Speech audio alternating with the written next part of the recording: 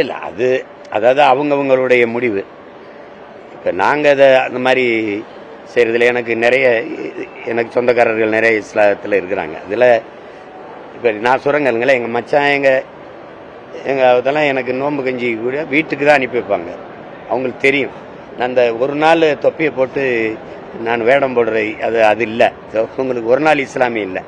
நான் என் மக்களின் உணவுக்கானவன் இல்லை, அவங்க உணர்வுக்கானவன், உரிமைக்கானவன், உயிரானவன்.